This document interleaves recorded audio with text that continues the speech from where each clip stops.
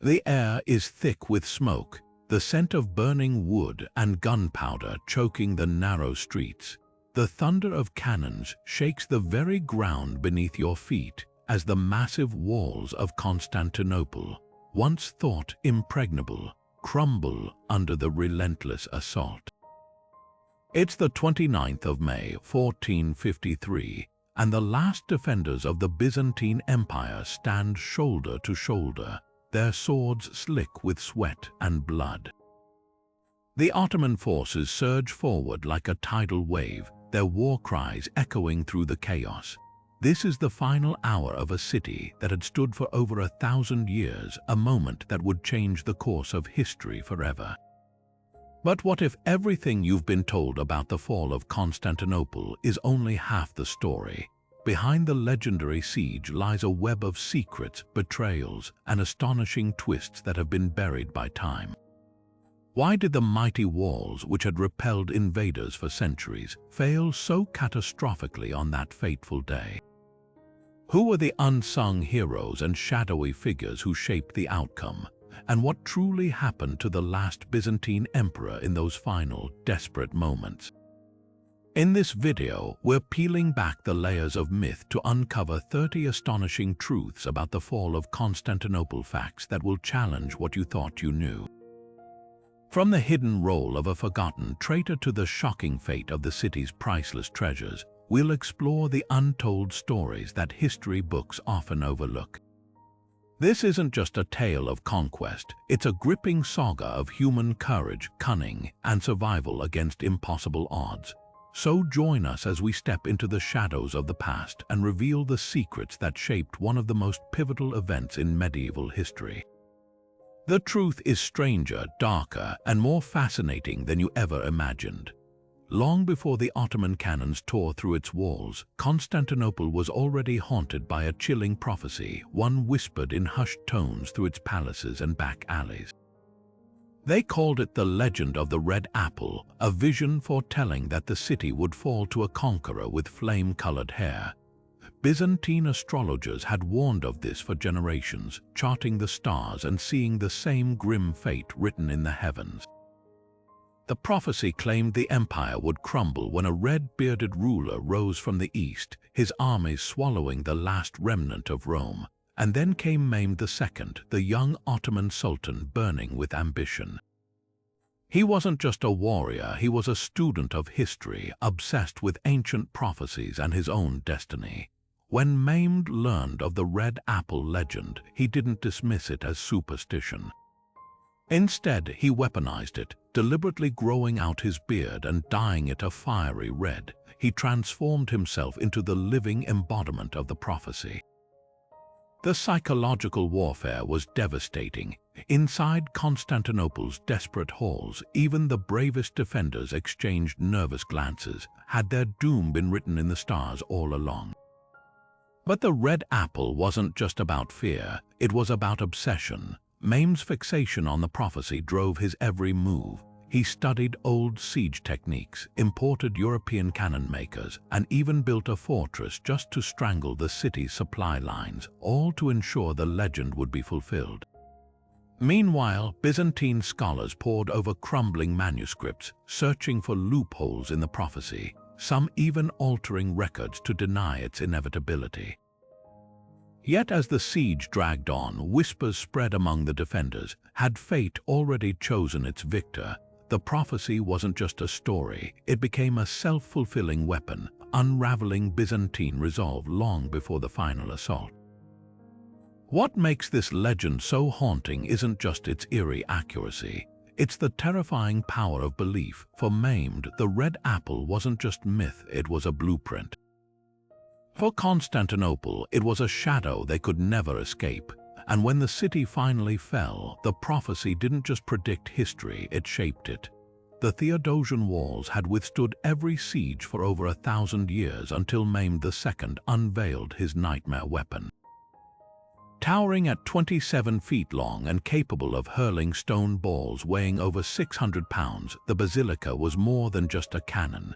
It was the superweapon of its age, a monstrous feat of engineering designed for one purpose: to shatter the legendary defenses of Constantinople. Its creator, Orban the Hungarian, was a shadowy figure, a metalworking genius who had first offered his services to the Byzantines. When they couldn't afford his price, he took his terrifying design straight to the Ottomans, sealing the city's fate. Transporting the Basilica was a logistical nightmare. It took 60 oxen and 400 men to drag its colossal bronze bulk over 150 miles to Constantinople, with teams of laborers leveling roads and reinforcing bridges just to bear its weight. When the cannon finally arrived, the sheer spectacle demoralized the defenders. The first test shot sent a projectile crashing through the countryside over a mile away, shaking the ground like an earthquake. Then the real bombardment began. For weeks, the Basilica's thunderous blasts echoed day and night, each impact carving deep scars into the Theodosian Walls. The Byzantines scrambled to repair breaches with wooden palisades and rubble, but Orban's creation fired relentlessly, sometimes 7 times a day, its crews working in shifts to keep the pressure constant. The psychological toll was as crushing as the physical damage. For the first time in history, the walls that had defied Attila the Hun and a dozen other conquerors were crumbling. What made the Basilica so devastating wasn't just its size, it was Mehmed's ruthless strategy. He positioned multiple cannons in a deadly crescent around the city, forcing the outnumbered defenders to spread thin. While smaller guns chipped away at the fortifications, the Basilica targeted key weak points, its shots methodically collapsing entire sections. The Byzantines had never faced such firepower. Even their most advanced counter-siege tactics, like using giant crossbows to snipe Ottoman gunners, couldn't stop the inevitable. By the final assault, whole stretches of the outer wall had been reduced to smoking ruins, leaving gaping holes for the Ottoman troops to swarm through. Yet the Basilica's story holds an ironic twist. In his obsession to build the ultimate weapon, Mehmed pushed Orban's limits too far. During the siege, the cannon itself began to fracture from the strain of constant firing. On at least one occasion, it exploded, killing its own crew. Orban, the man who had given Mehmed the keys to Constantinople, may have perished in one of these accidents, a grim footnote to his world-changing invention.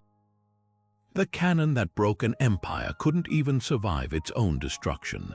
Every night, as the Ottoman campfires flickered in the distance, an army of shadows moved silently along the broken walls of Constantinople. Led by the indomitable Giovanni Giustiniani, the city's defenders turned darkness into their greatest ally. While Mehmed's cannons slept, these men worked with desperate precision, hauling barrels of earth, stacking stones, and weaving chains into makeshift barricades. The damage done by daylight had to be undone before dawn, or the city would be lost. Giustiniani wasn't just a soldier, he was a master of siege warfare, a mercenary whose genius lay in turning scraps into shields. His most brilliant tactic, using the Ottomans' own destruction against them. Where cannonballs had torn holes in the outer walls, his crews filled them with sturdy wooden palisades packed tight with rubble and earth. They even drenched the structures in water to harden them overnight, creating temporary bulwarks that could withstand another day of bombardment. But the most audacious trick was the chains. Thick iron links stretched across breaches like spiderwebs, tangling attackers in a deadly maze when they tried to charge through. The psychological toll on the Ottomans was immense. Each morning, Mehmed's troops would return to the battlefield, expecting to storm through yawning gaps only to find the walls eerily restored. Rumors spread among the ranks that the Byzantines had supernatural aid or perhaps even sorcery. The truth was far simpler: relentless determination. Giustiniani's repairs bought the city precious time, stretching the siege from days into weeks. Yet the effort came at a brutal cost. With food supplies dwindling and exhaustion setting in, the defenders grew weaker with each passing night. Some collapsed from sheer fatigue, their hands bloodied from hauling stones. Others, driven by fear or faith, worked until their fingers cramped around their tools. Every repaired section was a small victory, but time, like the Ottomans' cannons, was an enemy they couldn't outrun forever. In the end, Giustiniani's nighttime repairs became a testament to human ingenuity under impossible odds. For nearly 2 months, his defiance turned crumbling stone into a symbol of hope, but hope, like those patched-up walls, could only hold for so long.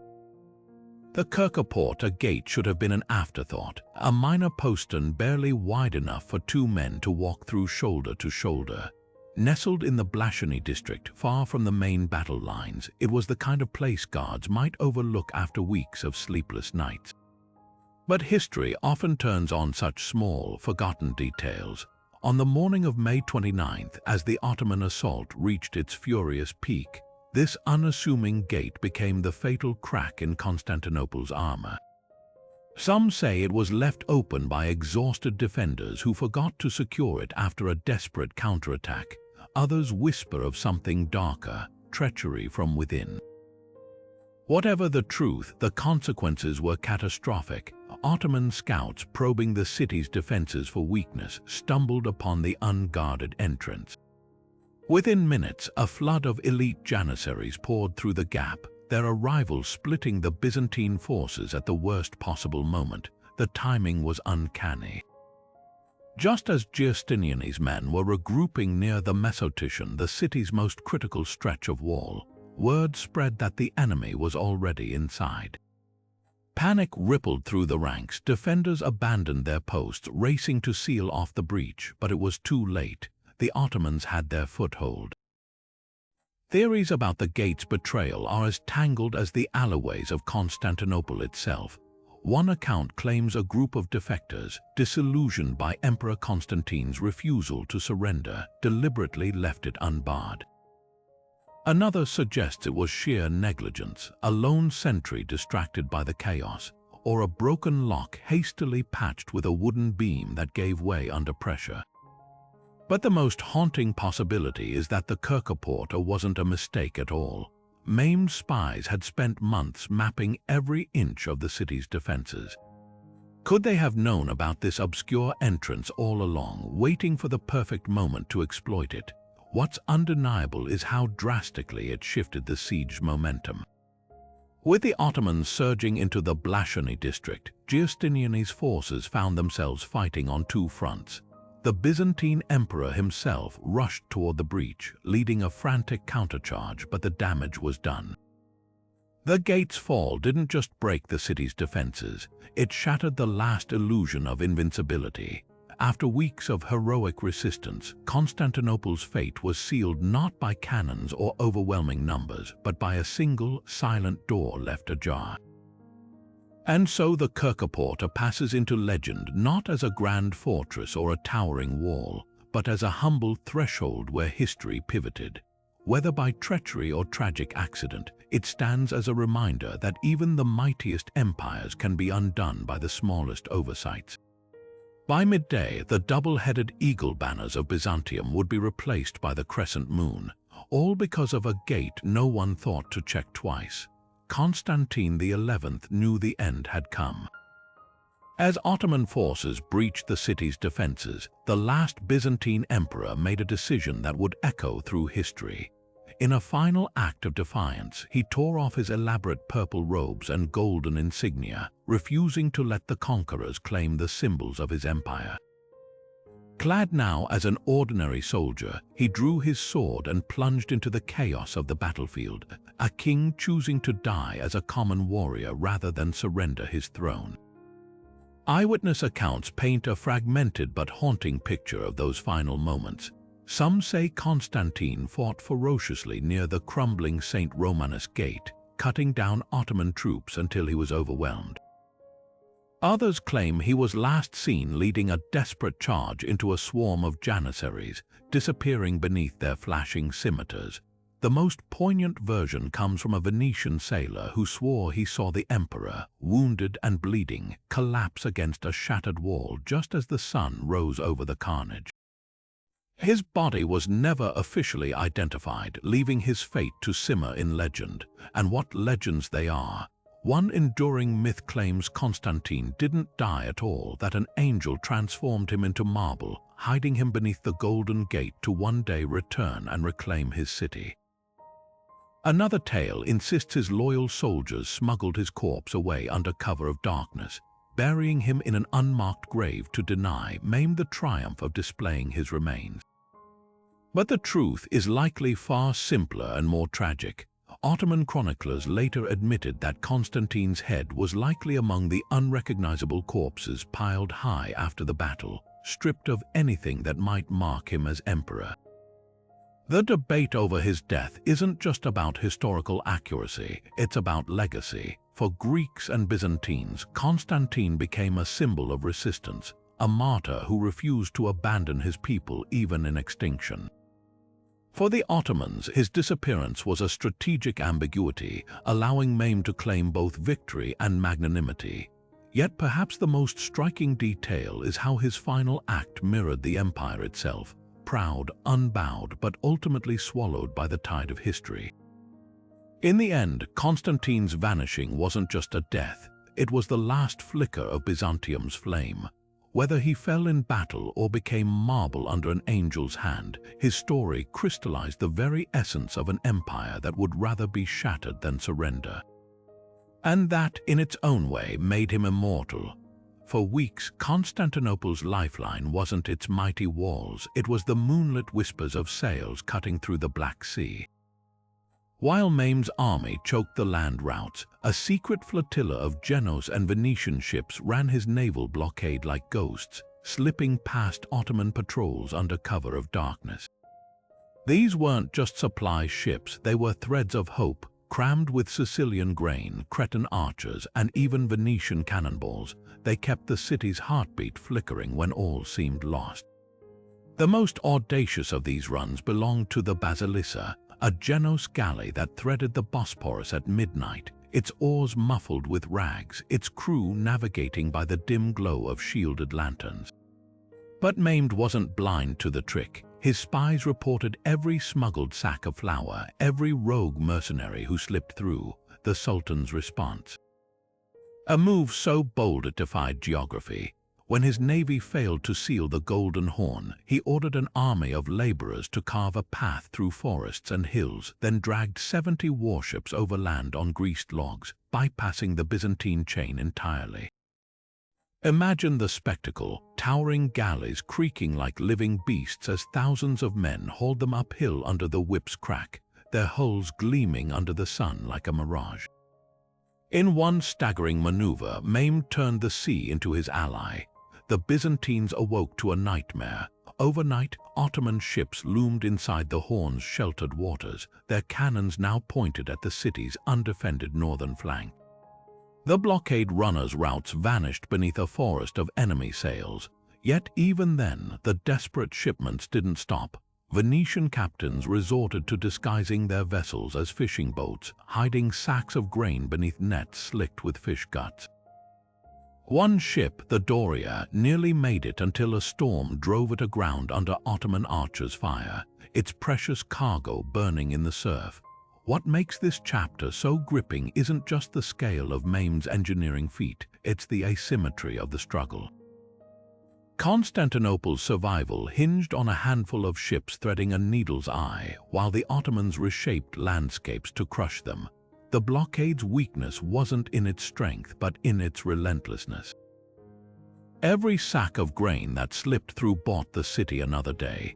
Every ship hauled overland tightened the noose, and in the end, it wasn't the walls or the cannons that decided the siege, it was the brutal calculus of hunger.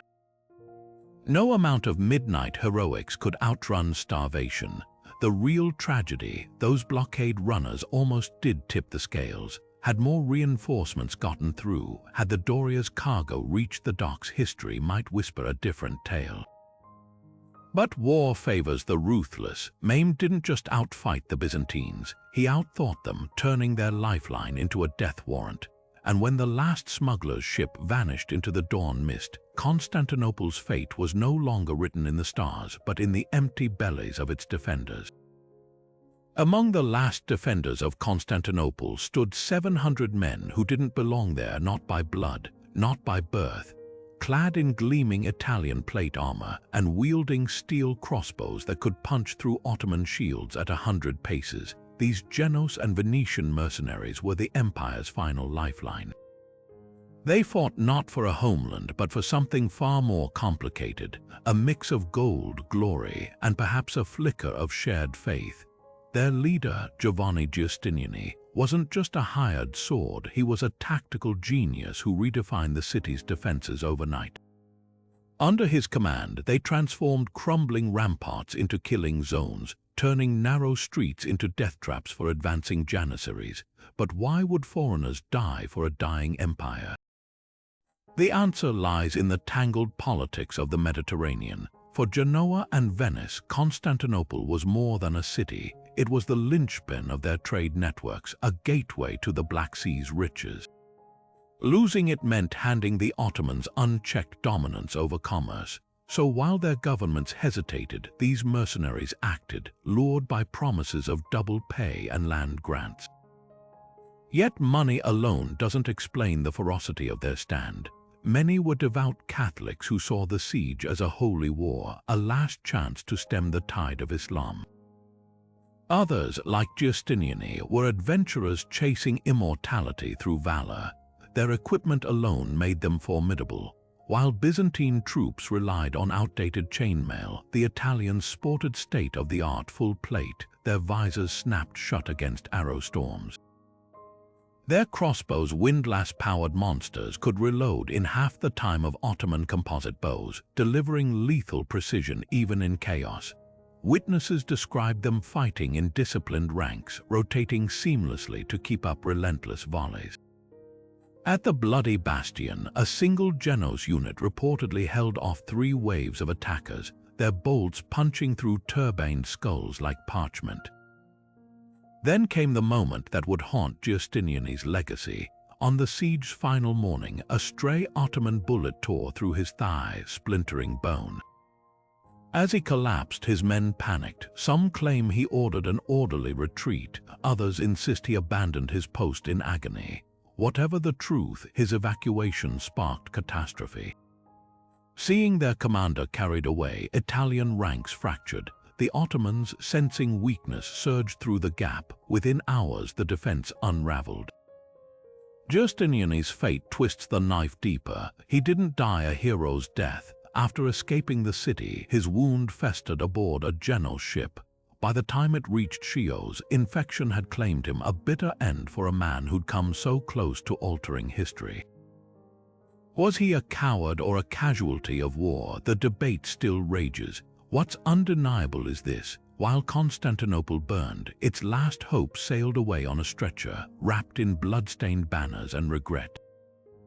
Mehmed II didn't just break Constantinople's walls, he shattered its spirit. Before the first cannonball struck, the young sultan waged a silent war of terror, weaponizing fear in ways medieval Europe had never seen. His masterstroke, a forest of stakes lining the Ottoman camp, each crowned with the impaled corpses of captured defenders. These weren't just executions, they were messages. Positioned deliberately within view of the city's watchtowers, the rotting bodies served as a grotesque clock counting down to doom. Byzantine sentries reported soldiers weeping at their posts, haunted by the scent of decay carried on the wind. But Mehmed's psychological arsenal ran deeper. Under cover of darkness, he orchestrated feigned assaults, sudden bursts of arrows, war cries erupting from empty trenches, forcing exhausted defenders to scramble to battle stations only to find ghostly silence. They aim sleep deprivation as siege tactic. By the 3rd week, guards were hallucinating shadows into armies, their nerves frayed like overstretched bowstrings. Even more insidious was his manipulation of symbols. On the eve of the final assault, Ottoman troops raised the Byzantine flag atop a captured section of wall, tricking reinforcements into lowering their guard. The moment those soldiers relaxed, janissaries surged through their ranks like wolves among sheep. Sound itself became a weapon. Mehmed's engineers positioned massive cursed drums, some as tall as 2 men, just beyond arrow range. Their thunderous beats didn't merely signal attacks, they synced with human heartbeats, a primal rhythm that turned courage to quivering dread. Paired with the shrieking zurna horns, whose piercing wails mimicked the screams of the dying, the Ottomans composed a symphony of terror. Modern military strategists would recognize these tactics centuries later as textbook psychological operations, but in 1453, they felt like the devil's own handiwork. The cruel brilliance lay in the compounding effect. Each small horror amplified the next. A defender who survived a fake attack would jump at the next drumbeat. A soldier who glimpsed impaled comrades would see traitors in every shadow. By the time the real assault came, many Byzantines were already broken not by steel, but by the relentless erosion of their will to fight. Mehmed understood something his enemies didn't. The fastest way to conquer a city isn't through its gates, but through the minds of those who guard them. And so Constantinople fell not just because its walls crumbled, but because its defenders had been psychologically hollowed out long before the final charge.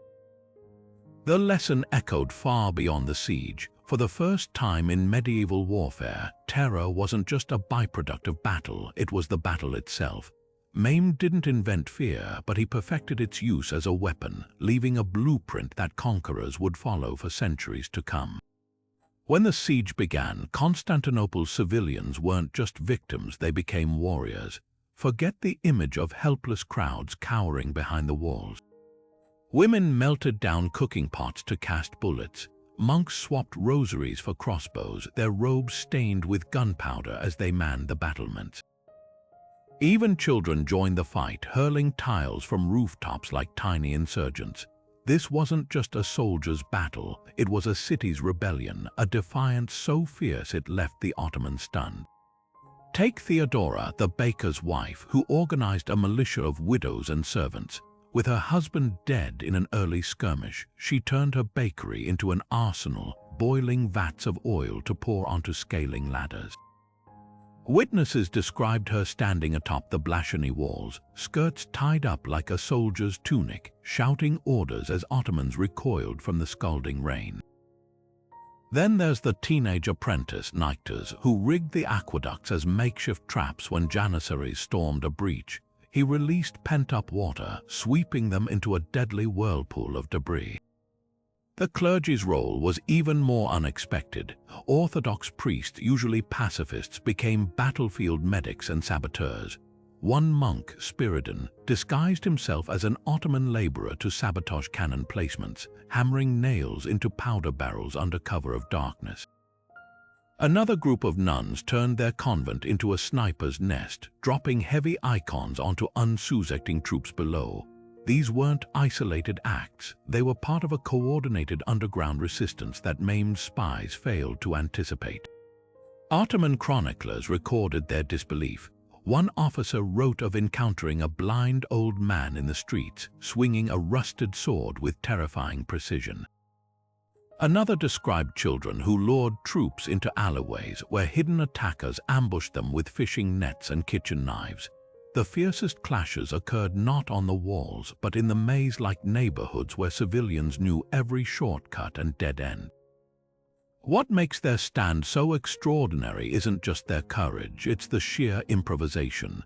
Without formal training, they turned everyday objects into weapons. Olive oil became firebombs, laundry lines transformed into tripwires, even church bells were melted down for shrapnel.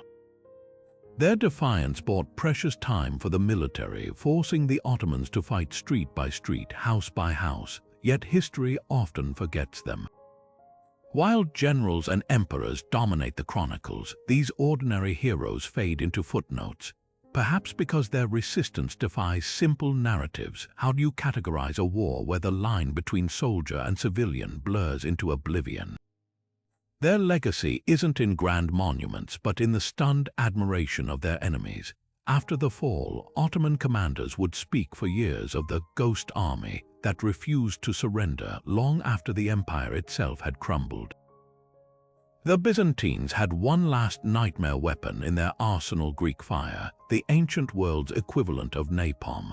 a closely guarded state secret for centuries. This sticky, flammable liquid could cling to ships and flesh alike, burning even on water. As the Ottoman fleet pressed closer, Emperor Constantine ordered a desperate gamble. Fire ships packed with barrels of the infernal substance would be set adrift into the enemy's midst. Under cover of darkness, crews soaked sails and decks with the mixture, lit torches at the ready. The plan was simple but devastating. Let the winds carry these floating bonfires straight into maimed anchored galleys, turning the Golden Horn into a sea of flames. But chemistry, like war, is unpredictable. Greek fire wasn't just ordinary oil, it was a volatile cocktail of pine resin, sulfur, and quicklime, thickened to a gel that stuck like tar. When ignited, it generated temperatures hot enough to melt armor, and water only intensified the flames. Yet its greatest strength became its downfall that night. As the fire ships drifted toward the Ottoman lines, a sudden shift in the wind, later blamed on a freak spring squall, pushed the blaze backward. Instead of consuming the enemy fleet, the fire curled back toward the Byzantine harbor, setting docks and supply stores alight. Panic erupted along the sea walls. Soldiers tasked with launching the attack now scrambled to douse their own burning equipment, while Ottoman sailors laughed from a safe distance, pointing at the self-inflicted chaos. The disaster grew worse when one fire ship, abandoned by its crew, drifted into a cluster of Christian fishing vessels, their owners' last means of escape. Within minutes, the harbor was a churning inferno, the acrid smoke blotting out the moon. The irony was brutal.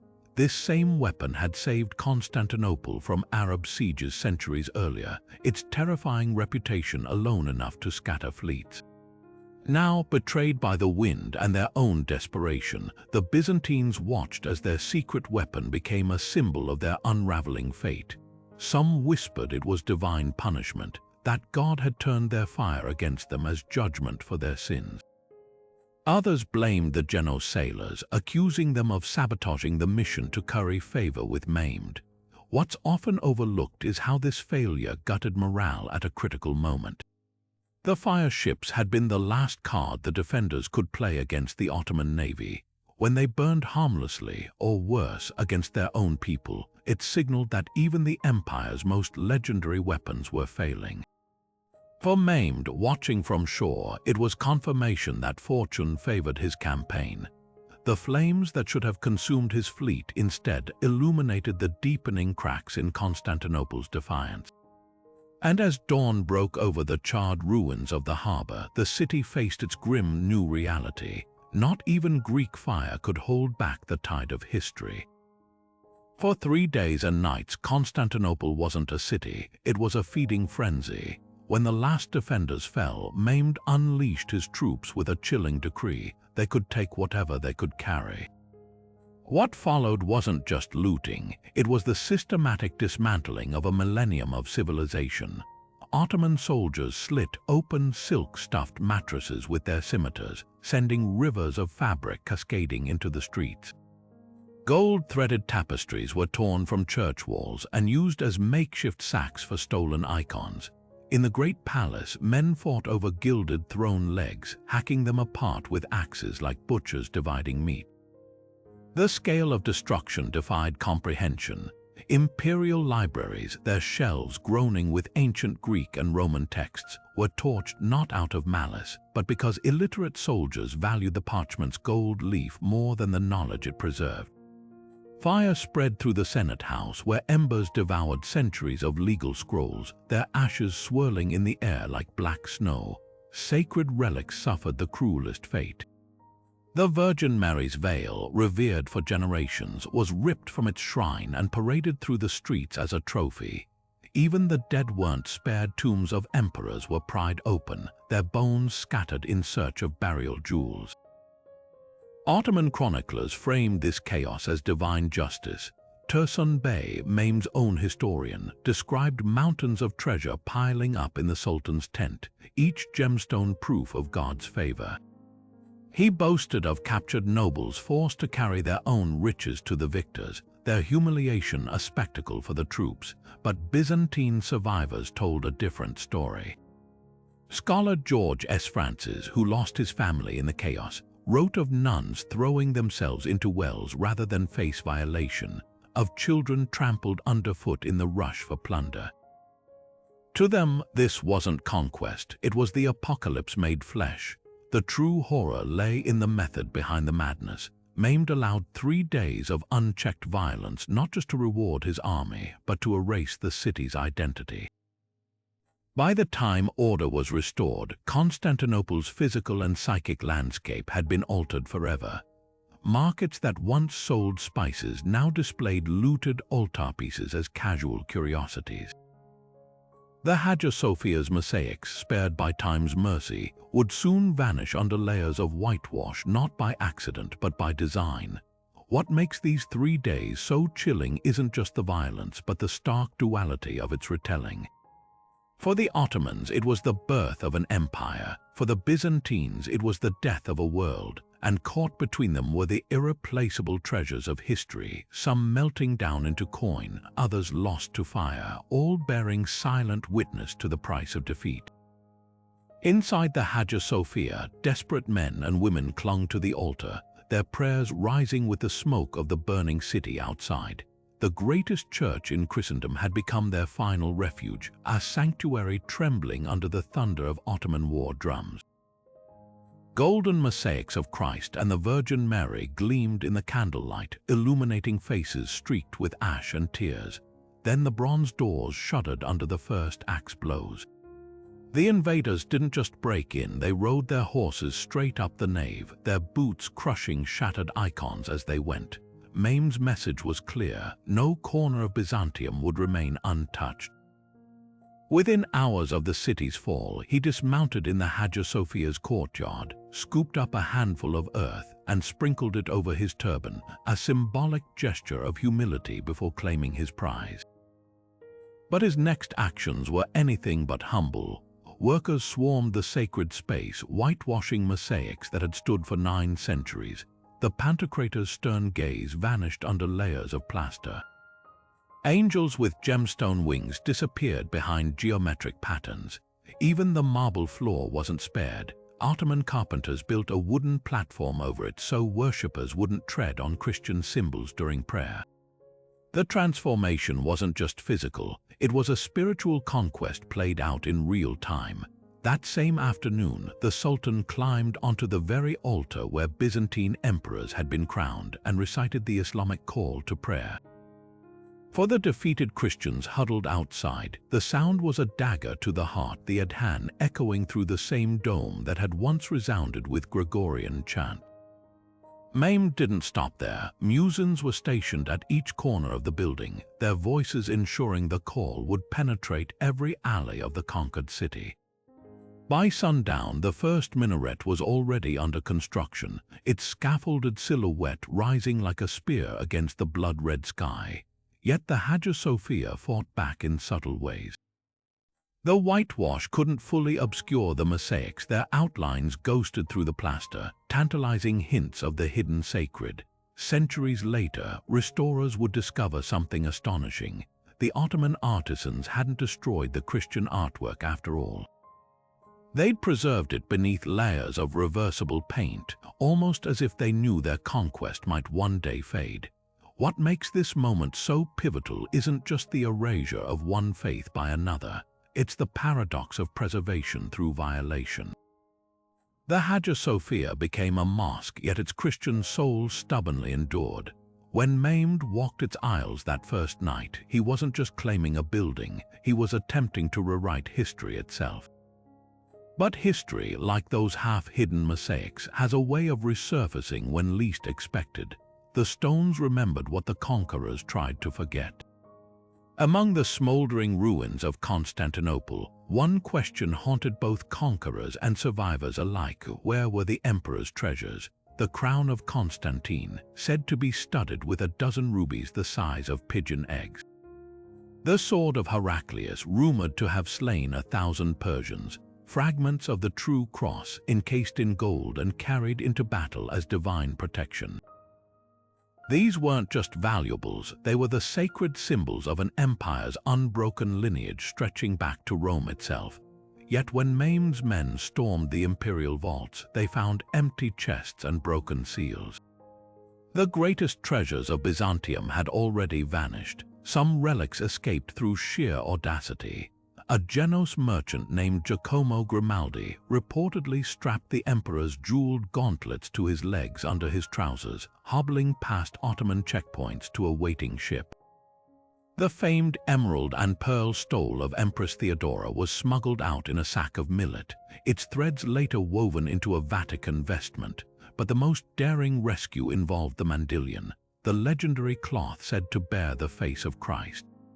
Hidden inside a hollowed-out icon, it was carried through the chaos by a blind monk who pretended to beg for alms, his sightless eyes masking the priceless burden tucked beneath his robe. Not all treasures found safe passage. The gilded labarum, Constantine's battle standard topped with the Cairo symbol, was last seen being hacked apart by looters who prized its gold over its history.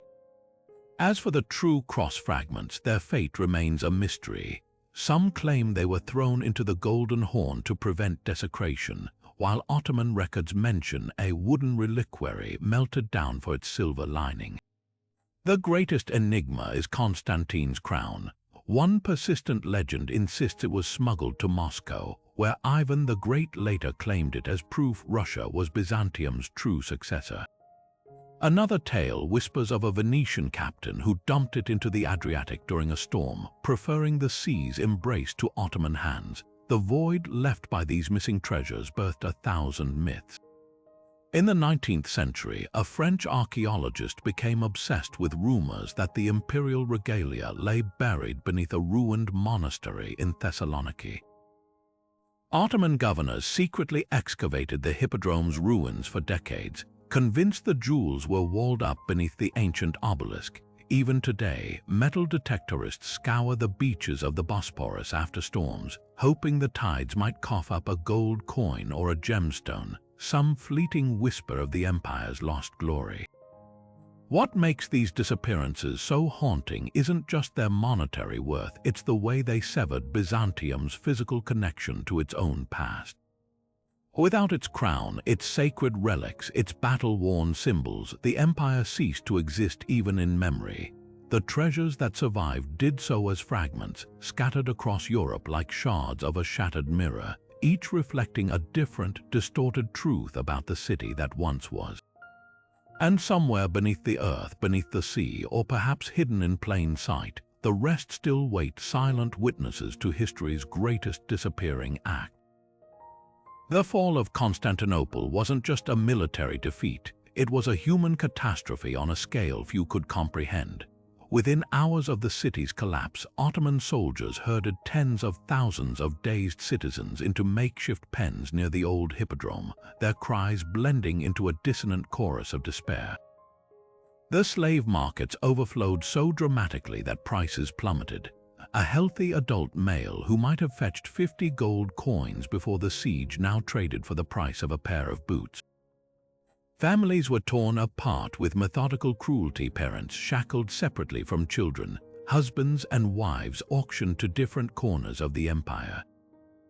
One Venetian merchant's journal records a haunting sight, a little girl no older than 6 clutching a wooden doll, being hoisted onto a slave block while her mother screamed from a chain gang already marching east. Some of the most wrenching betrayals came from those who survived by switching allegiances. Take the historian Critavoulos, once a proud Byzantine official. Days after the conquest, he appeared in Maime's court, presenting the Sultan with a flattering chronicle of his victories, a book he'd likely begun writing before the city fell.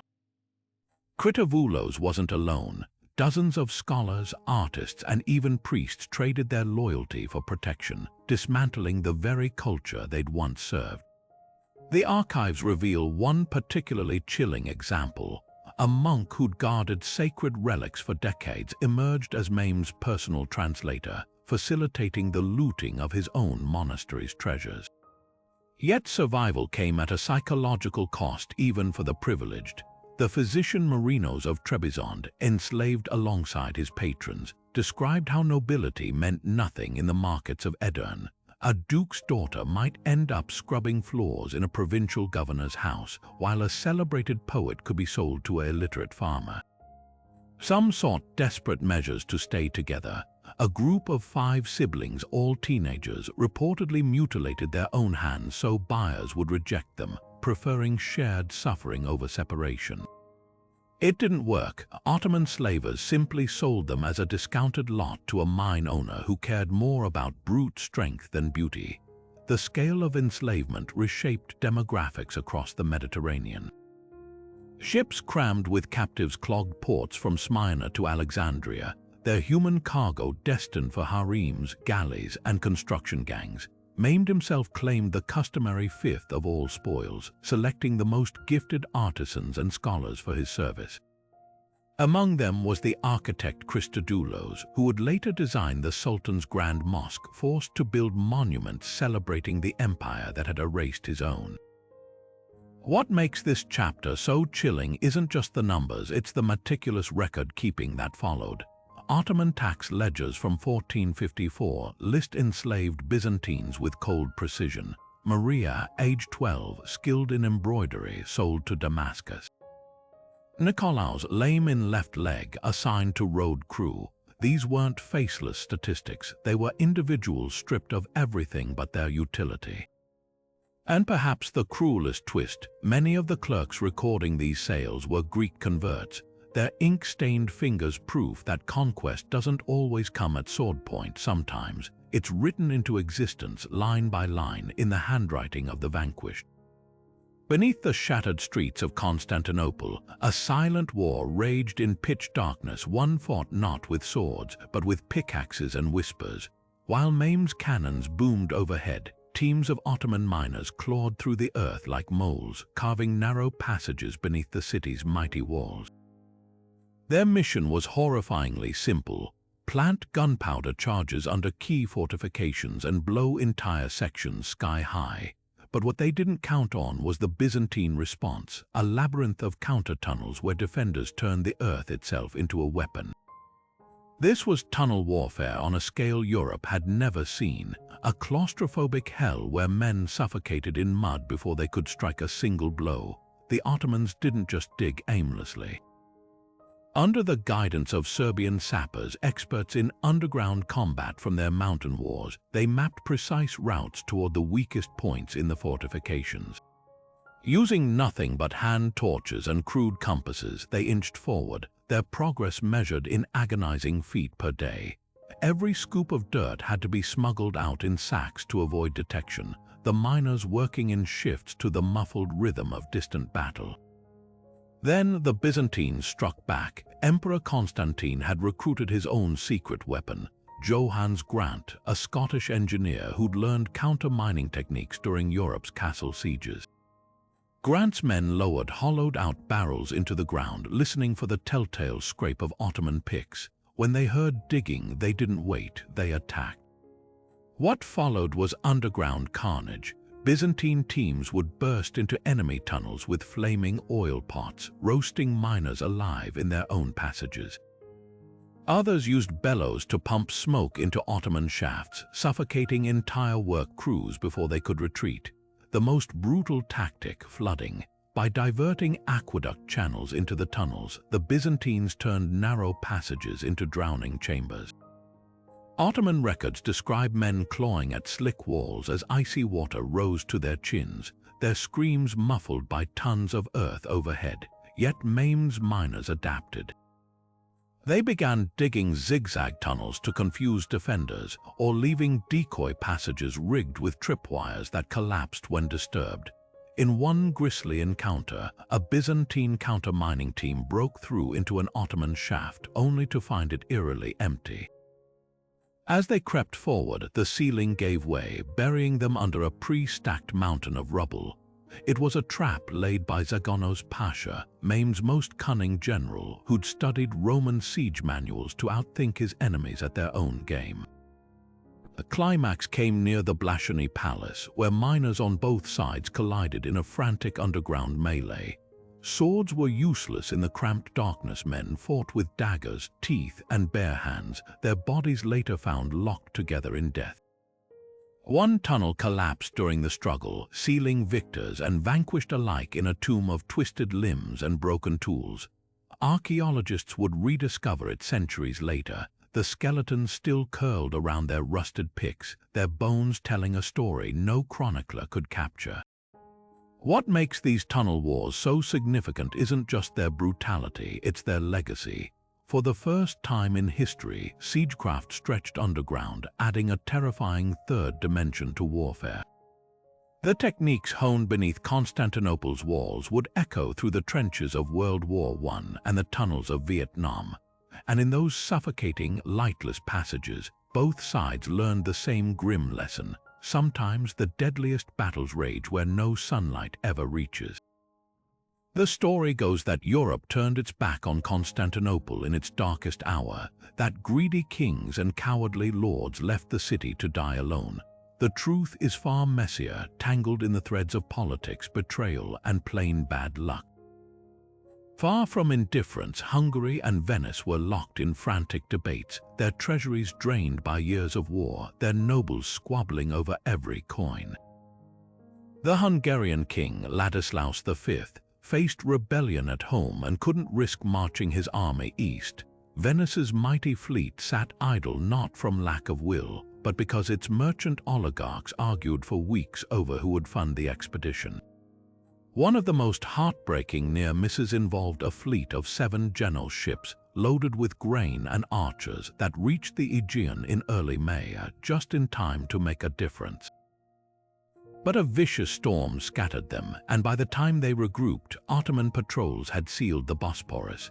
The captain of the lead vessel, Marco Doria, later wrote in his log, "We saw the smoke from 20 miles out."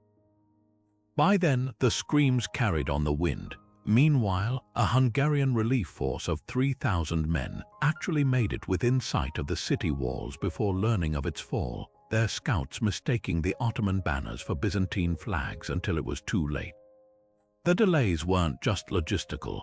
Papal envoys wasted precious weeks haggling over church unity, demanding the Orthodox Byzantines submit to Rome in exchange for soldiers. Emperor Constantine, desperate but proud, refused to renounce his faith until the very end. Even then, a handful of Venetian and Genoese volunteers slipped through the blockade, their small boats dodging Ottoman arrows to deliver what little aid they could. One such ship, the Sophia, arrived on the siege's 53rd day with 80 mercenaries and a letter from the Pope promising more help that would never come. The cruel irony, many of these so-called abandoners paid dearly for their hesitation. Within a decade, Venice lost key Aegean ports to Maime's expanding empire. Hungarian border towns were razed to the ground, their populations enslaved. The survivors learned too late that Constantinople hadn't been just a city, it was the dam holding back the flood. And when it fell, the wave swallowed them all. As Ottoman soldiers ransacked Constantinople's libraries, a handful of scholars performed one of history's greatest rescue missions, smuggling ancient knowledge to safety beneath their robes. At the forefront was Cardinal Bessarion, a Byzantine intellectual turned Vatican diplomat, who bribed Ottoman guards to load crates of manuscripts onto Venetian ships disguised as grain transports. Among his precious cargo were the only surviving copies of Plato's Republic, Aristotle's lost dialogues, and Ptolemy's star charts texts that would become the foundation of the Renaissance. But the journey was fraught with peril. One ship, the Theodora, nearly capsized in a storm, its crew ready to jettison the worthless old books until Bessarion threatened to leap overboard with them. The scholar's escape routes read like spy novels. George of Trebizond sewed rare mathematical treatises into the lining of his monk's habit, while John Argyropoulos convinced looters that a crate of Homeric scrolls was firewood by blackening the edges with soot. The most audacious scheme belonged to Theodora Raulina, a noblewoman who turned her palanquin into a mobile library, hiding manuscripts beneath false panels as she fled to Crete. These weren't just books they saved, they were the dying gasps of antiquity itself. A single surviving copy of Archimedes' method, for instance, contained groundbreaking mathematics that wouldn't be rediscovered for centuries. Venice became the unexpected cradle of this rebirth. Bessarions' donated collection formed the core of the Marciana Library, where scholars like Marsilio Ficino pored over texts that had been forgotten in Western Europe for a millennium. The cardinal's handwritten notes in the margins of Plato's works reveal his urgency, underlining passages about democracy and reason, as if speaking across time to a future age. His greatest coup, Preserving Heron of Alexandria's Pneumatica, a manual of ancient engineering that later inspired Leonardo da Vinci's inventions, yet the cost was heartbreaking. For every manuscript saved, 100 burned. Byzantine scholar Pletho had spent decades compiling an encyclopedia of Neoplatonist thought, only for it to be used as kindling by Ottoman troops who prized its gold leaf binding over its contents.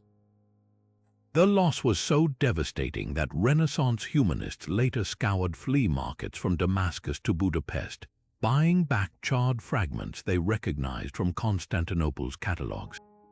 What makes this exodus extraordinary isn't just the knowledge preserved, it's the parallel universe it conjures. Had Bessarion's ship sunk, would Copernicus have lacked the Greek astronomy that spurred his heliocentric theory? Would Shakespeare's plays lack their classical allusions? The scholars who fled that burning city didn't just carry books, they carried the intellectual seeds of modernity itself, tucked between parchment and prayer. Maimed the Conqueror stood before the smoldering ruins of Constantinople, his janissaries still drunk on blood and plunder. Then did the unthinkable. Instead of crushing the defeated Greek Orthodox Church as expected, he summoned the monk Gennadius Scholarius from his prison cell and placed the patriarch's staff in his hands. This wasn't just mercy, it was a calculated reinvention of conquest. By sparing the church, Maimed ensured the city's remaining Greeks would see him not as a destroyer, but as a legitimate successor to their emperors.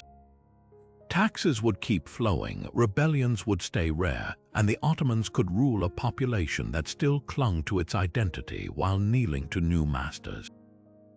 Yet there's a tantalizing subtext to this decision. Maimed, the student of history, had spent years poring over Byzantine chronicles. He spoke fluent Greek, collected Roman antiquities, and even commissioned portraits of himself in the style of Constantine the Great. When he knelt in Hagia Sophia, now a mosque, to pray, witnesses noted he did so beneath a mosaic of the Virgin Mary that his artisans had deliberately left uncovered. His friendship with Gennadius was equally paradoxical.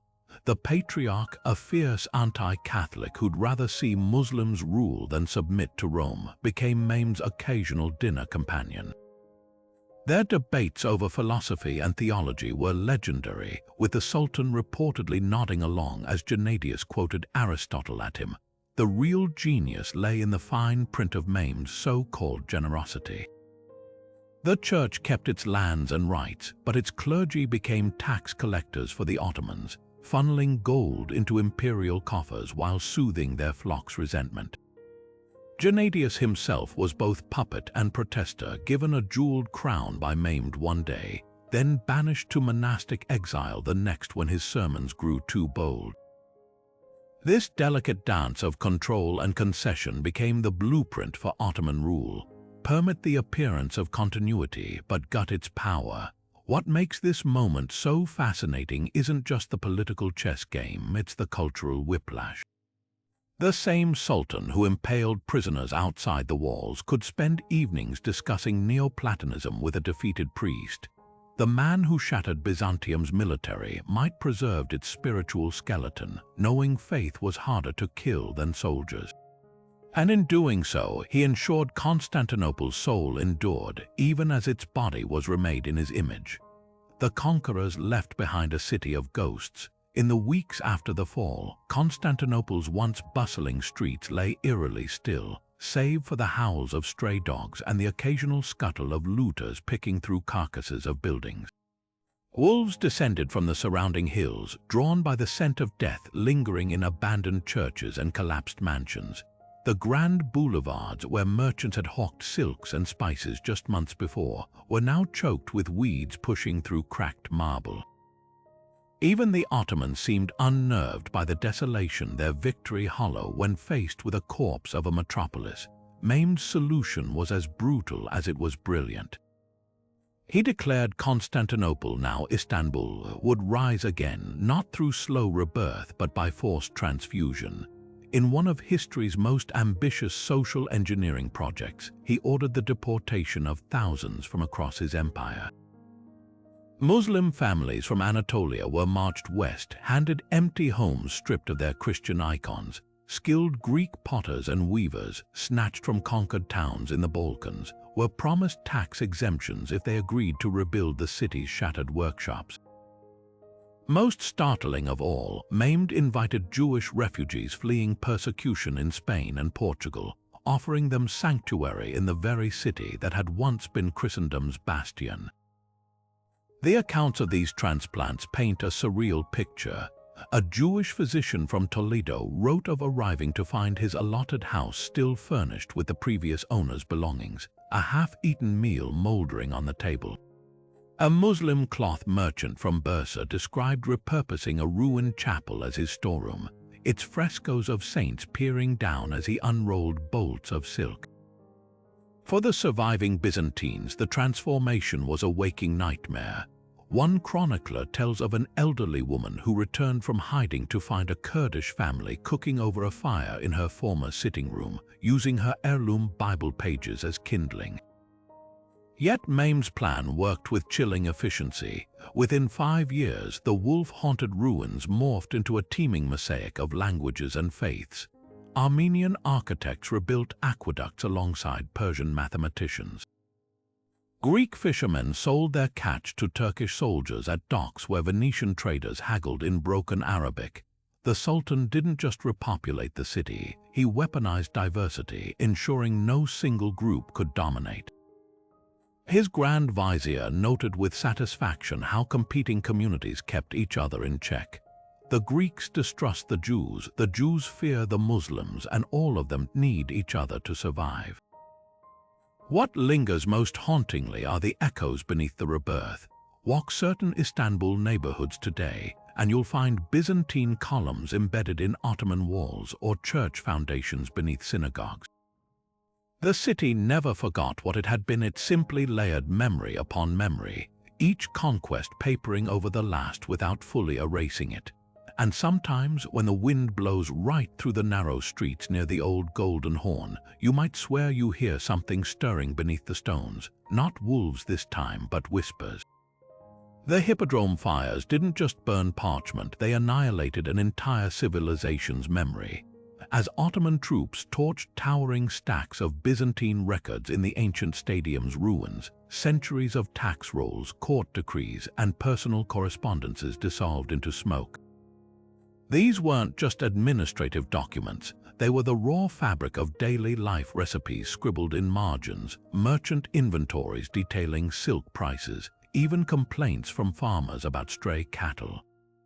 With their destruction, we lost the voices of ordinary Byzantines, leaving historians to reconstruct their world through scattered fragments and foreign accounts. Take something as simple as bread prices. Before the fires, Constantinople's grain distribution system was meticulously recorded, each loaf tracked from Egyptian wheat fields to imperial ovens. These ledgers revealed how the empire functioned: droughts that spiked inflation, wars that disrupted trade routes, even the exact wages of bakers. Now, scholars must piece together clues from Venetian trade manifests or Arab traveler diaries, often written decades later.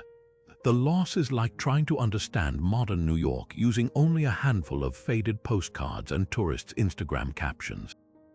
Literature suffered even more cruelly. Among the ashes were plays mimicking Aristophanes' comedies, theological debates between rival monasteries, and epic poems celebrating forgotten battles. We know they existed because surviving letters mention them, like a scholar's note praising the siege of Trebizond, a verse account of a 7th century war now lost forever. Even the empire's laws became shadows of themselves. The Basilica, Byzantium's monumental legal code, survived only in partial copies, forcing judges in Ottoman-ruled Greek communities to blend half-remembered statutes with Islamic jurisprudence. The greatest tragedy lies in the ordinary lives erased. Without census records, we can't trace families across generations. Without court documents, we lose stories like that of Anna of Chalcedon, a widow whose lawsuit against her brother-in-law over a stolen necklace was cited in legal manuals. These weren't just names on parchment, they were people whose struggles and triumphs shaped an empire. Yet the fires left eerie gaps that haunt researchers today. In one monastery cellar, archaeologists found a charred chest containing perfectly preserved 5th century tax records, protected by their own collapse into a waterlogged pit. Nearby, a single half-burned page from a schoolchild's notebook, its Greek alphabet exercises still visible beneath the soot. Such discoveries taunt us with what might have been had the winds blown differently that day. What makes this loss so agonizing isn't just the absence of facts, it's how it warps our understanding of Byzantium itself. With so much gone, the empire becomes whatever each era projects onto it, a bastion of Christianity for some, a decadent ruin for others. The real Constantinople, vibrant, messy, alive, flickers just beyond reach, its stories trapped in ash, and so we're left sifting through the embers, forever mourning the lives we can no longer hear. On the night of May 22, 1453, Constantinople's defenders looked up in horror as the full moon darkened to blood red, a celestial omen that seemed to confirm their worst fears. What they didn't know was that Mehmed II had been waiting for this moment for months. The lunar eclipse wasn't just a natural phenomenon, it became the centerpiece of one of history's most audacious psychological operations. Ottoman astrologers had calculated its arrival down to the minute, giving Mehmed the perfect tool to weaponize superstition. As the shadow crept across the moon, his heralds rode through the camp proclaiming it a sign from Allah. The reddening orb symbolized Constantinople's impending doom, its light snuffed out just as the city's would be.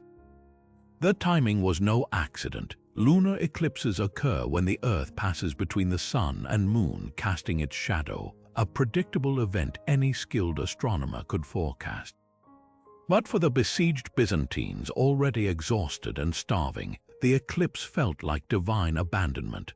Ottoman drummers amplified the terror, their rhythmic pounding syncing with the eclipse's phases, while imams led prayers praising God for this miracle. The effect was devastating. Greek chroniclers wrote of soldiers dropping their weapons to cross themselves, while others deserted their posts, convinced heaven had chosen sides.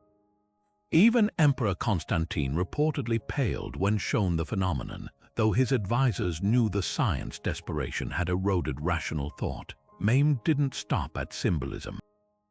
He staged elaborate rituals during the eclipse's peak, lighting bonfires in geometric patterns visible from the walls. Witnesses described him silhouetted against the flames, arms raised as if conducting the heavens themselves. The next morning, Ottoman arrows rained into the city carrying scrolls that quoted ancient prophecies. When the moon bleeds, the red apple shall fall.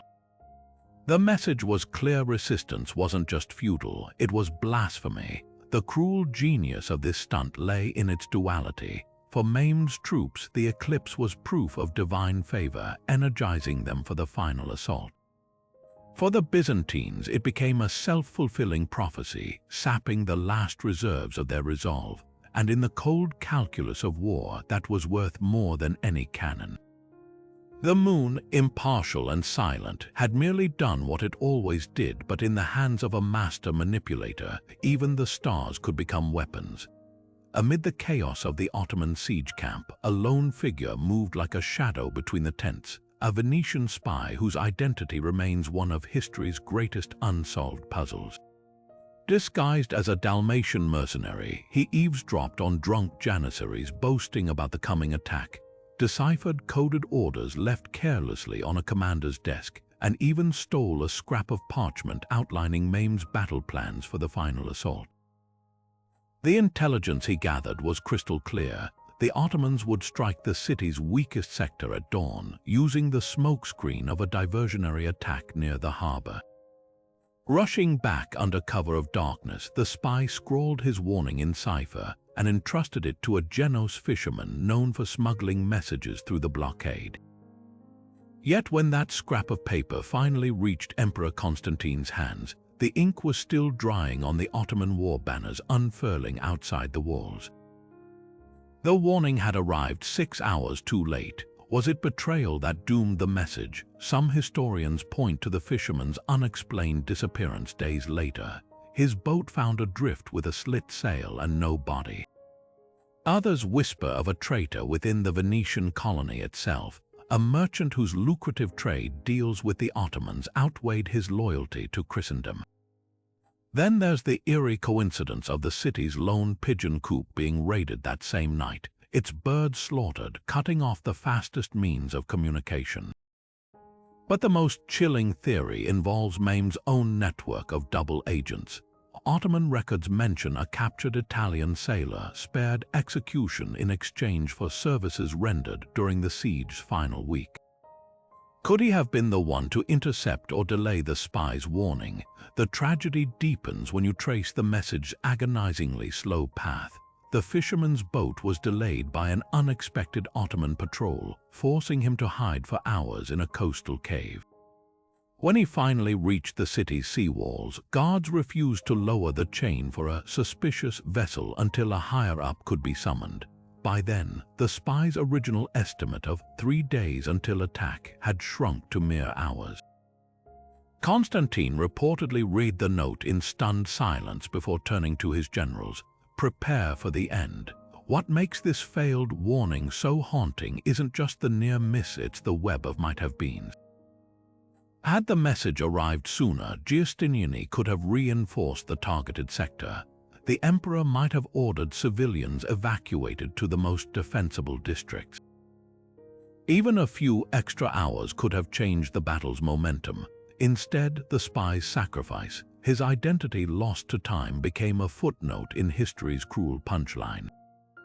The greatest irony, decades later, a retired Ottoman officer's memoir casually mentioned a foreign informant executed the morning after the siege. No name, no nation, just another ghost swallowed by the fog of war. The great chain of Constantinople wasn't just a barrier. It was a masterpiece of medieval engineering, a floating fortress of interlocking iron links so thick a man couldn't wrap his arms around them. Stretched across the Golden Horn's entrance, this colossal metal serpent had repelled invaders for 8 centuries, its rusty teeth sinking Viking longships and Arab galleys alike. In 1453, it became the Byzantines' last hope to starve Mehmed's navy into retreat, and for weeks it worked. Ottoman captains raged as their vessels drifted helplessly offshore, forced to watch Genoese blockade runners slip past with impunity. The chain's guardians, Greek and Italian mariners stationed on fortified towers at either end, boasted that not even Allah could break it, but Mehmed wasn't trying to break it.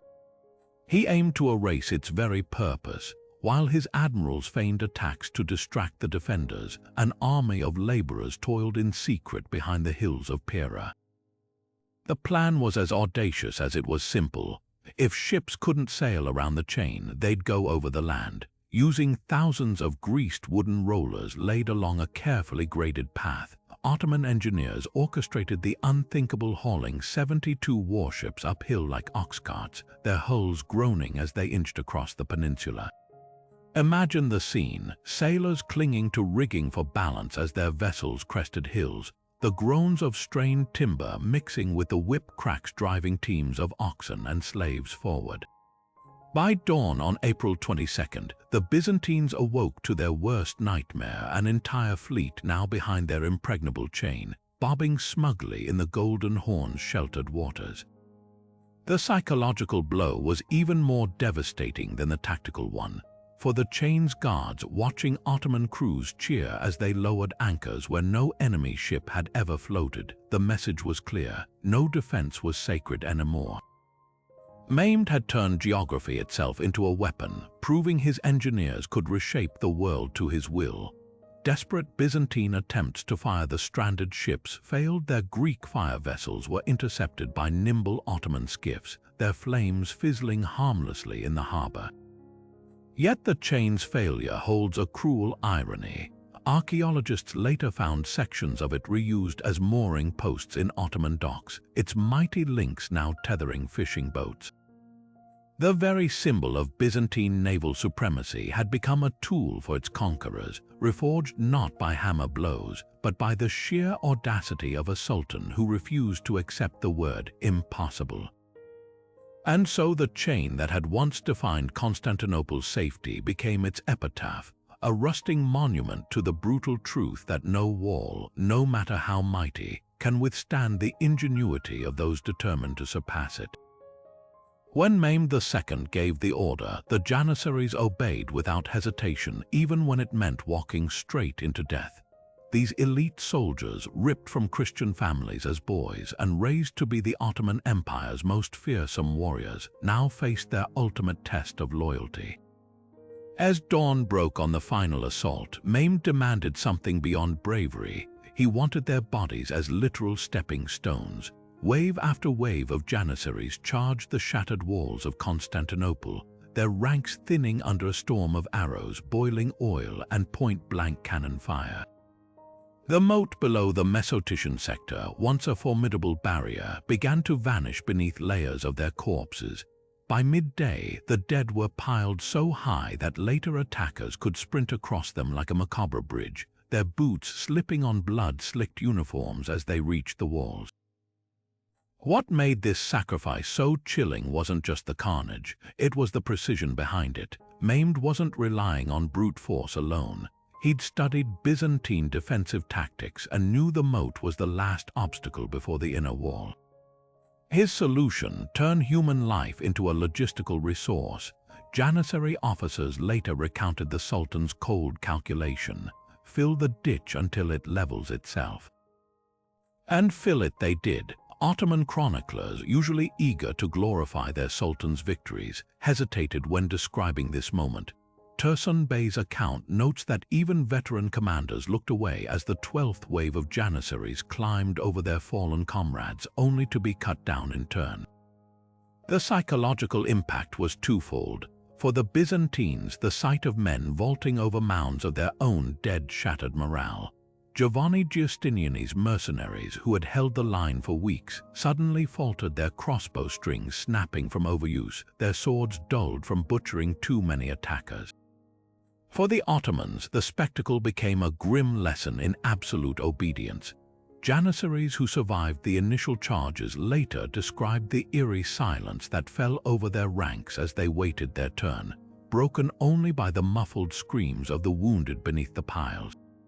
Yet there's a haunting footnote to this brutality. Some of the fallen Janissaries weren't anonymous recruits. They were high-ranking officers, including at least 2 divisional commanders. Their deaths weren't just tactical, they were ceremonial.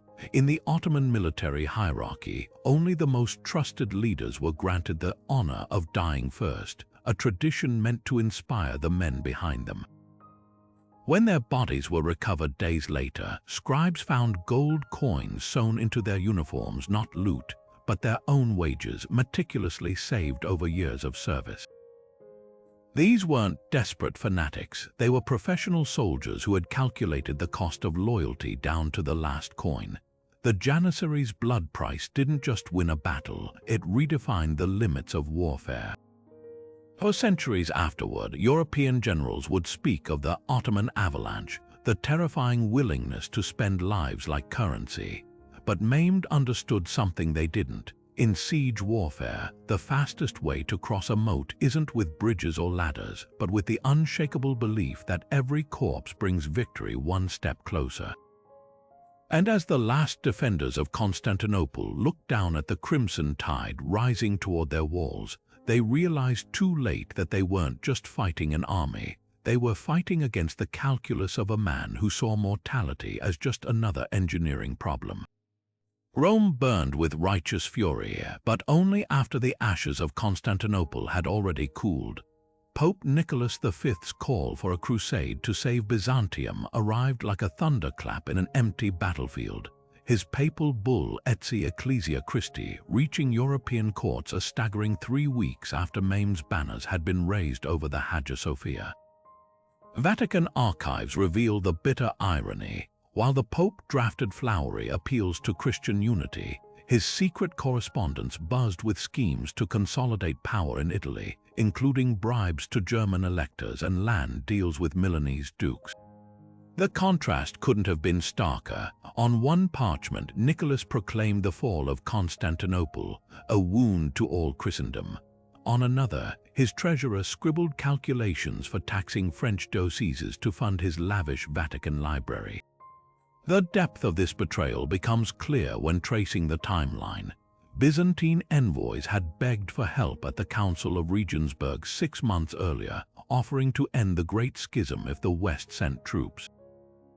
Nicholas dispatched Cardinal Isidore with 200 archers, a gesture so paltry the Ottomans mistook them for merchants. Meanwhile, the papal ledger for 1453 shows 40,000 ducats spent renovating St. Peter's Basilica, enough to hire 10,000 mercenaries for a year. Even as Constantinople's walls crumbled, Nicholas hosted sumptuous banquets for Florentine bankers, discussing loans to buy rare Greek manuscripts. The same manuscripts Byzantine scholars would soon trade for bread under Ottoman siege.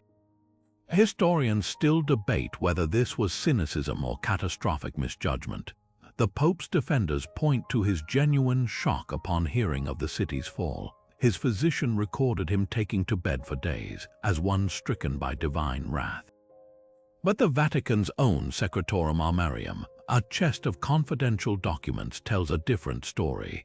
Ciphered letters show Nicholas knew Maime's cannons could breach the walls by April, yet he withheld crusade tithes to pressure Venice into ceding Adriatic ports. His final plea for aid, written May 3rd, spent more ink demanding the Byzantines renounce orthodoxy than outlining military strategy, the cruelest twist. Nicholas's belated crusade bull actually worked on paper.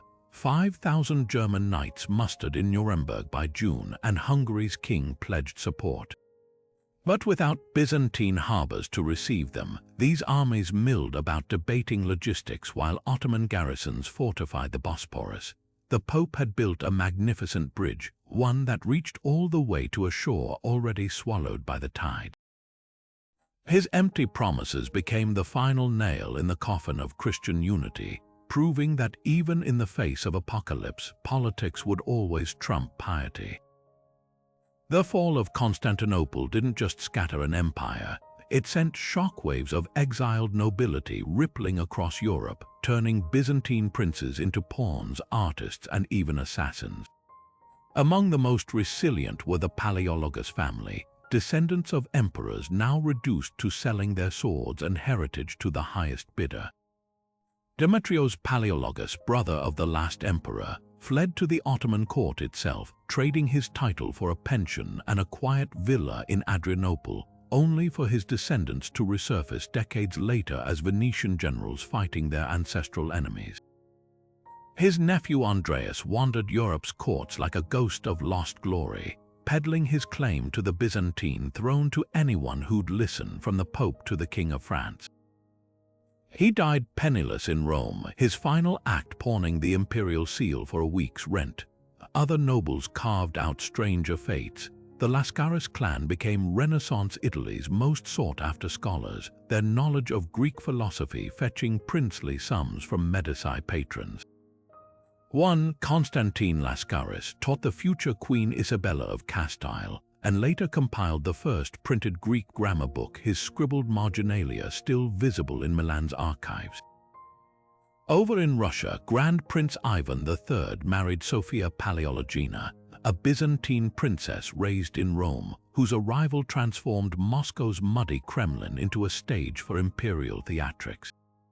She brought Italian architects to rebuild its walls and insisted on being carried in a litter like her ancestors, convincing Russians they were now inheritors of the Roman mantle, a fiction that birthed the Third Rome myth still invoked by the Kremlin today.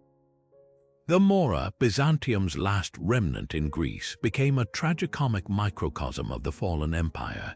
Here, the Cantacuzeno's family ruled as Ottoman vassals, their court mimicking Constantinople's rituals in crumbling hilltop castles. One visitor described a diminutive emperor holding banquets with tin goblets while his daughters embroidered church vestiges for Turkish pashas.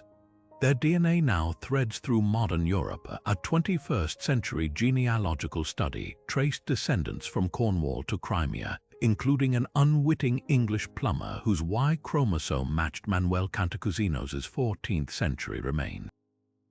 Yet the most haunting survival wasn't genetic but symbolic. In a Venice church, the tombstone of Thomas Palaeologus' daughter Elena bears a carved double-headed eagle, the imperial crest, but the epitaph is in Latin, not Greek.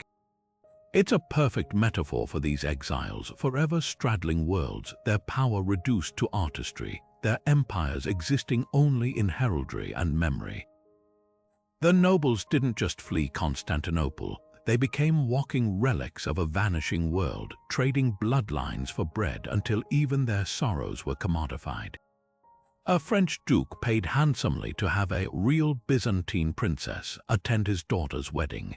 Never mind that she was really a merchant's widow from Thessaloniki with a forged pedigree. Such was the price of survival when your greatest asset became your own myth. Mame the Conqueror didn't just capture Constantinople, he plagiarized it. As the dust settled over the conquered city, Ottoman surveyors meticulously mapped its streets, aqueducts, and public spaces, not to erase them but to copy them. The grand redesign of Istanbul wasn't an act of destruction. It was history's most audacious case of architectural theft. Byzantine forums became Ottoman squares, their colonnades repurposed for coffeehouses and silk markets.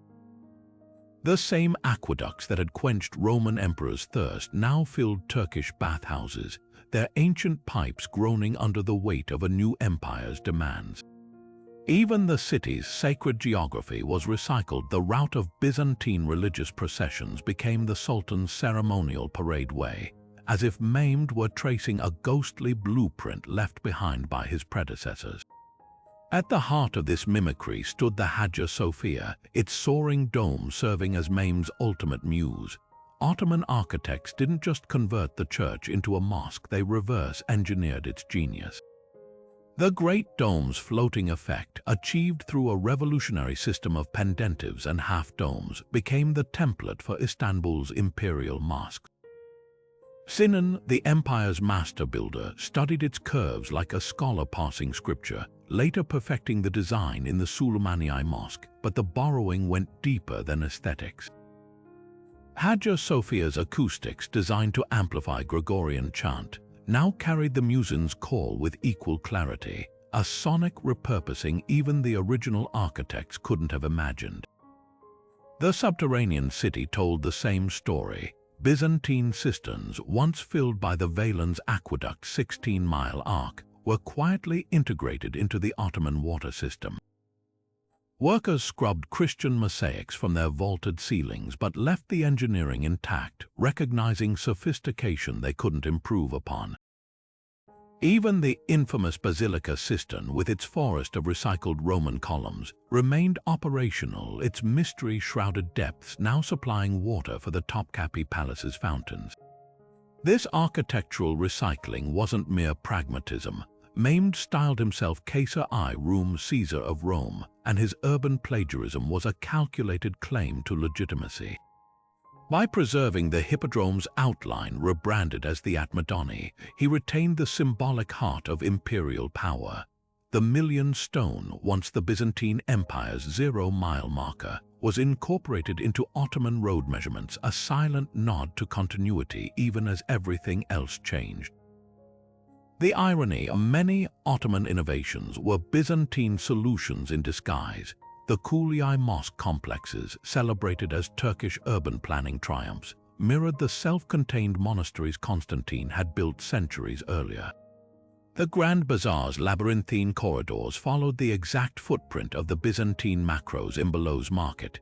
Even Istanbul's famed skyline of minarets was an optical trick borrowed from Byzantine architects who had clustered domes to create dramatic silhouettes against the Golden Horn. What makes this architectural heist so fascinating isn't just the scale, it's the selective reverence.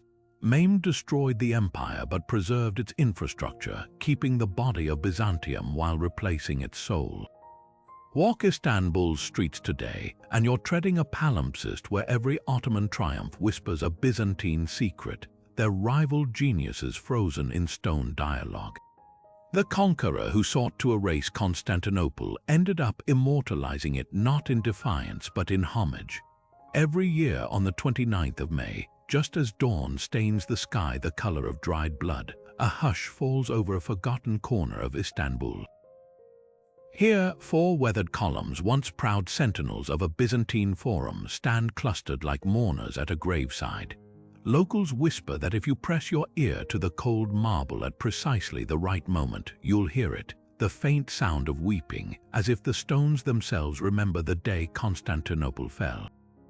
This isn't just urban legend. For generations, Greek families have slipped past Ottoman-era houses to leave secret offerings at the columns' bases, handwritten prayers rolled into tiny scrolls, sprigs of basil for protection, even drops of wine poured into cracks as libations.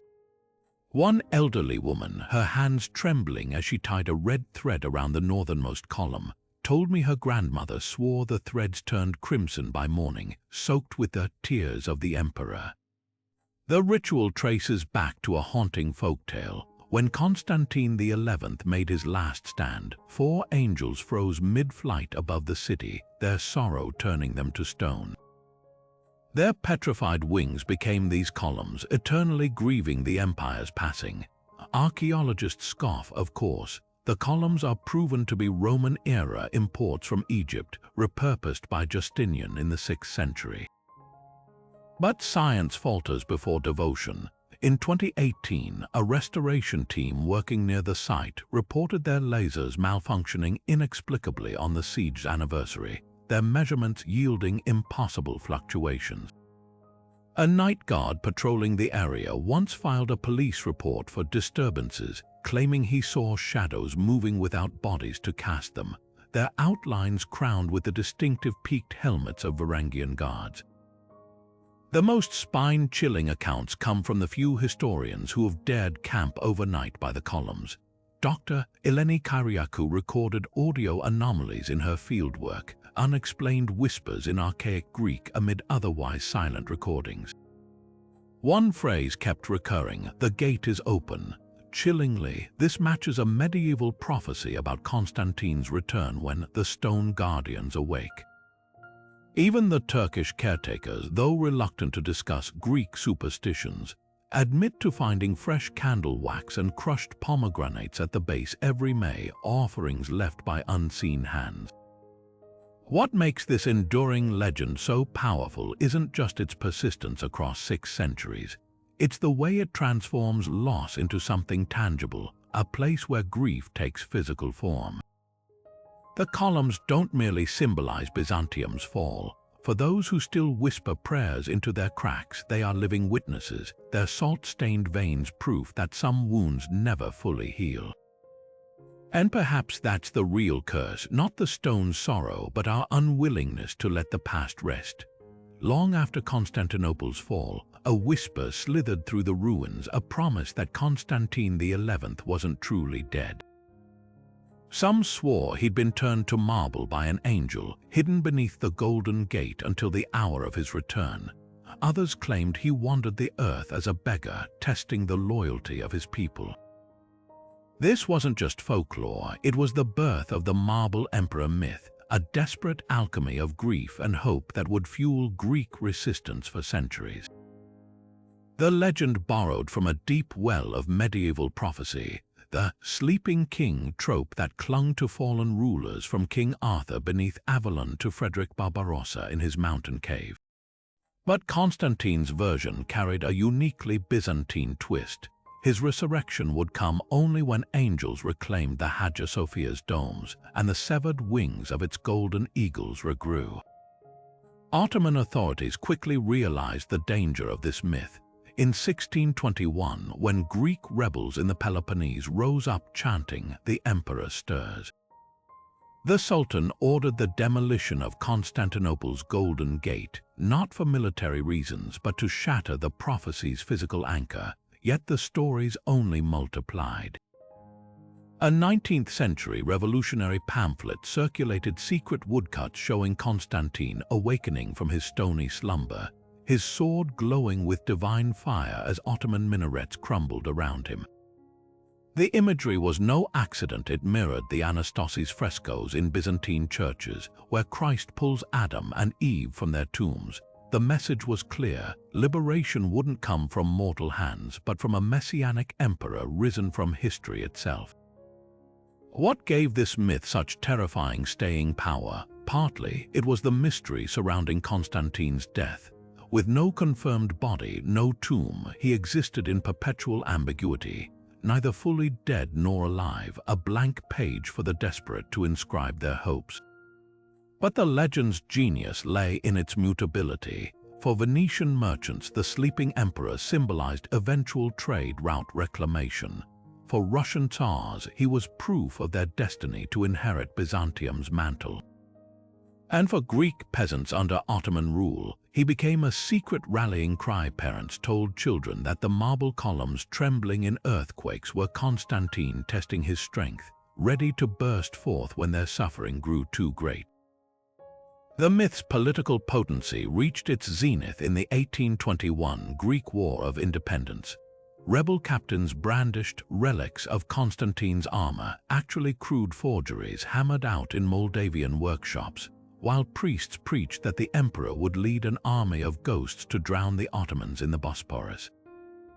One British diplomat's diary records an elderly woman in Nafplio scattering salt at crossroads, whispering to the wind, wake him now."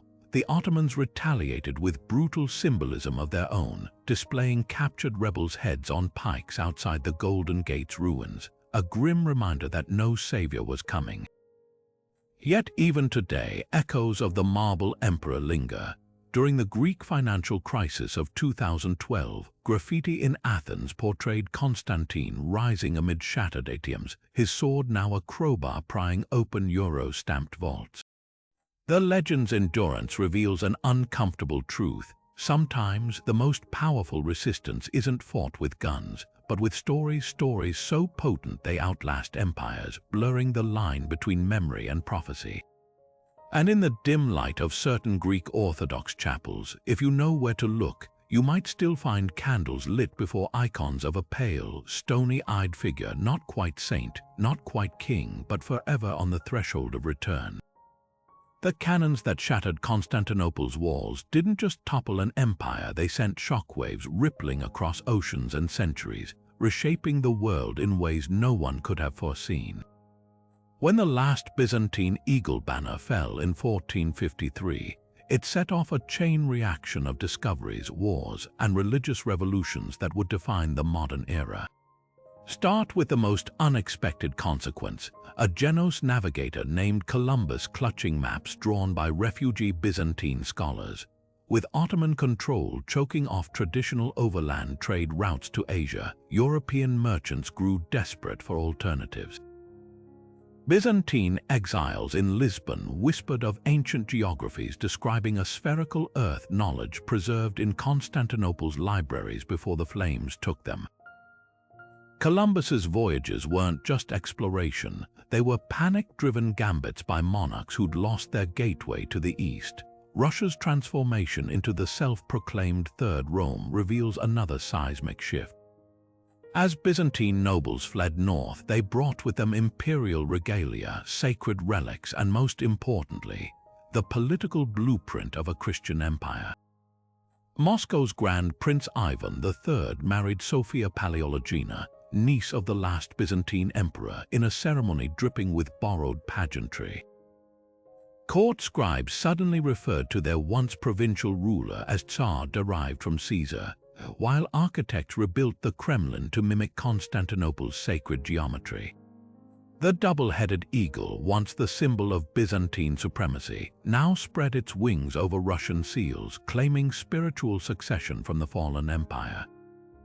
This wasn't mere imitation. It was geopolitical theater designed to position Russia as orthodoxy's new defender against both Ottoman sultans and Catholic popes.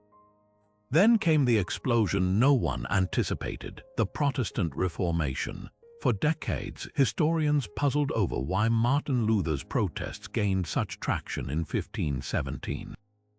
Part of the answer lies in Constantinople's fall 64 years earlier, when Pope Nicholas V failed to save Byzantium, then demanded obedience from German princes who'd bankrolled his lavish Vatican projects. Seeds of resentment took root.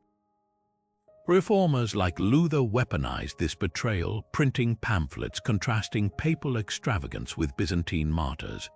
One woodcut showed maimed the conqueror arm in arm with a laughing pope over the smoldering ruins of Hagia Sophia, an image that became Protestant propaganda. The fall didn't just weaken the papacy's prestige, it shattered the illusion of Christian unity, making space for radical new theologies to flourish. The ripples reached even further. Portuguese explorers rounding Africa's Cape of Good Hope carried Byzantine nautical charts looted from Constantinople's libraries. Ottoman dominance of the eastern Mediterranean forced Venetian merchants to pioneer Atlantic trade networks, birthing modern capitalism. And in an eerie twist of fate, the very Islamic empire that crushed Byzantium became its unwitting preserver. Ottoman sultans employed Greek scholars to catalogue plundered manuscripts, saving Aristotle and Plato from oblivion. The threads connecting Columbus's sails, Ivan's crown, and Luther's hammer all lead back to that single catastrophic May morning when the walls finally broke. Constantinople's fall wasn't an ending. It was the detonation that scattered its fragments across the globe, each spark igniting revolutions we're still living with today. The fall of Constantinople wasn't just the collapse of a city, it was the explosion that scattered the fragments of Byzantium across history, each shard carrying a truth darker and more dazzling than the last. From Mame's blood-red beard fulfilling ancient prophecy to the Janissaries piling their own dead into bridges, from the Venetian spies warning lost in the chaos to Constantine's vanished body becoming marble in legend, these 30 truths form a mosaic of human extremes. Here was courage so fierce it turned bakers into warriors and monks into saboteurs. Here, too, were betrayals so intimate they unfolded in the flicker of an unlatched gate, a fisherman's delayed boat, a scholar trading manuscripts for survival. Every moment pulses with the irony of history, the Ottomans preserving Greek fire recipes only to be burned by their own hubris, the Vatican's belated crusade bull arriving like a punchline to a tragedy already finished. Consider how deeply this single event bent the arc of empires. The Ottomans didn't just conquer a capital, they inherited Rome's mantle, repurposing Byzantine aqueducts and ceremonies while erasing its faith. Russia's Tsars crowned themselves with borrowed titles, weaving the double-headed eagle into their heraldry like thieves wearing a dead man's signet ring. Meanwhile, the flood of refugee scholars westward didn't just carry books, they smuggled the intellectual sparks that ignited the Renaissance, turning Italian city-states into crucibles of art and science. Even religions fractured under the aftershocks. The Protestant Reformation drew strength from Rome's failure to save Byzantium, proof that divine favor could be as fickle as a May wine. But what if those massive Theodosian walls had held? What if Constantine's midnight repairs or Giustinian's crossbowmen had bought just one more week, long enough for Hungary's stalled army or Venice's delayed fleet to tip the scales? Would Columbus still have sailed into the Atlantic, seeking new routes around an unconquered Ottoman blockade? Would Moscow's rulers have dared claim Caesar's crown without Byzantium's fall to justify it? Or would the world have split differently, with Constantinople standing as a Christian bulwark, its scholars debating Aristotle in unscorched libraries while Mame's cannons rusted in defeat. The beauty of history lies in these unanswered questions. Every stone of Istanbul still whispers dual loyalties: Byzantine engineering beneath Ottoman minarets, Greek fire formulas copied into Turkish siege manuals, a patriarch's staff handed back by the very conqueror who shattered his city. The fall wasn't an ending, it was a collision so violent it scattered time itself. So tell us in the comments, how would the world look if Constantinople had stood? Let your theories run wild and subscribe for more journeys into the heart of history's greatest mysteries. After all, the past isn't just what happened. It's all the things that almost